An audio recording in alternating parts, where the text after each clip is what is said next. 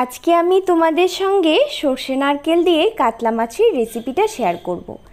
এই রেসিপিটা রান্না করতে খুব বেশি সময় লাগবে না। চলো রেসিপিটা শুরু করি। সবার প্রথমে মাছগুলো ভালো করে ধুয়ে নিয়েছি। এবার সামান্য হলুদ গুঁড়ো, নুন দিয়ে ভালো করে মাখিয়ে নিচ্ছি, একটা সাইডে রেখে দিচ্ছি। অন্যদিকে একটা মশলার পেস্ট তৈরি করে নিয়ে নিয়েছি সর্ষে নারকেলের পেস্ট। সর্ষে নারকেলের পেস্টটার কোনো মাপ আমি বলছি না, তোমাদের পরিমাণ মতো তোমরা নিয়ে নিতে পারো। আমি এখানে হাফ চা চামচ হলুদ গুঁড়ো, হাফ চা চামচ লঙ্কার গুঁড়ো আর 1 টেবিল চামচ কাঁচা লঙ্কার পেস্ট দিয়ে দিয়েছি। ভালো করে মিশিয়ে নিচ্ছি।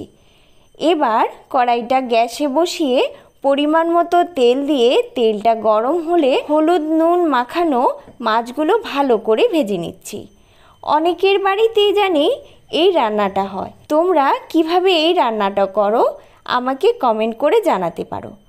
কথা বলতে বলতে মাছগুলো ভাজা হয়ে গেছে, এবার নামিয়ে নিচ্ছি।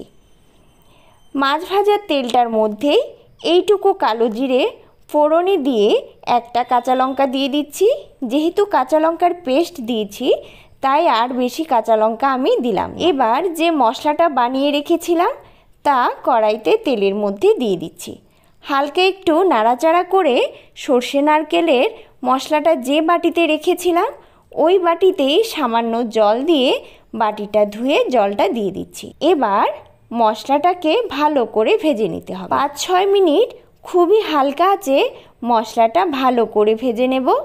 ভাজার সময় স্বাদমতো নুন দিয়ে দিচ্ছি। এবার তোমরা যতটুকু গ্রেভি রাখতে চাও ততটুকু জল দিতে হবে। আমি ছোট বাটিতে করে 3 বাটি জল দিয়ে দিয়েছি। এবার ভালো করে ফুটিয়ে নিচ্ছি। 2 চা চামচ চিনি দিয়ে দিচ্ছি। চিনিটা অপশনাল, দিলে কিন্তু ভালো লাগে। গ্রেভিটা দেখো ফুটতে শুরু করেছে। এবার ভেজে রাখা মাছগুলো ঝোলের মধ্যে দিয়ে দিচ্ছি।